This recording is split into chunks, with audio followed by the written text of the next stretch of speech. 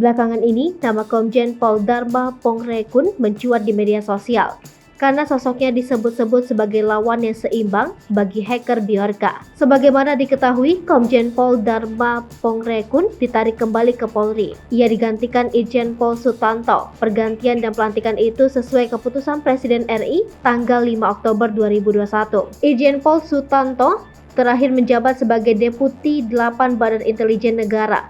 Sementara itu, Komjen Pol Dharma Pongrekun telah dikembalikan ke Polri sebagai Pati Mabes Polri. Menurut Kepala Badan Siber dan Sandi Negara, Letjen Purnawirawan Hinsa Siburian, pergantian itu merupakan hal yang biasa dalam rangka penyegaran organisasi. Sebagai Jenderal Bintang 3 tanpa posisi jabatan di Mabes Polri, Komjen Pol Dharma Pongrekun disebut-sebut netizen sebagai lawan seimbang hacker Bjorka. Hal itu karena dirinya pernah menjadi Wakil Kepala Badan Siber dan Sandi Negara selama 2 tahun dari 2019 hingga 2021. Nama Komjen Pol Dharma Pongrekun pernah viral di awal munculnya pandemi COVID-19.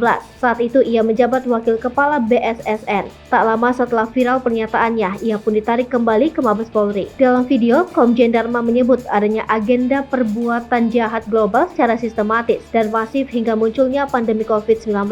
Penulis buku Indonesia dalam Rekayasa Kehidupan ini menuturkan fenomena yang sedang terjadi saat itu, yakni warga dunia digiring menuju pada satu sistem dunia yang dikendalikan oleh elit global. Ini bukanlah kali pertama Komjen Dharma bicara soal konspirasi global. Bahkan sebelum pandemi COVID-19 yakni September 2019, dalam video di YouTube, Dharma juga sudah mengingatkan tentang agenda globalis ini.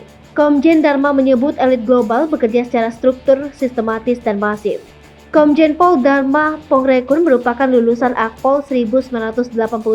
Dharma adalah pria kelahiran Palu, Sulawesi Tengah pada 12 Januari 1966. Ia berpengalaman di bidang reserse. Di angkatannya di Akpol 1988, Dharma Pongrekun merupakan peraih Adi Makayasa, gelar kehormatan yang diberikan kepada lulusan terbaik Akpol dan Akademi Militer.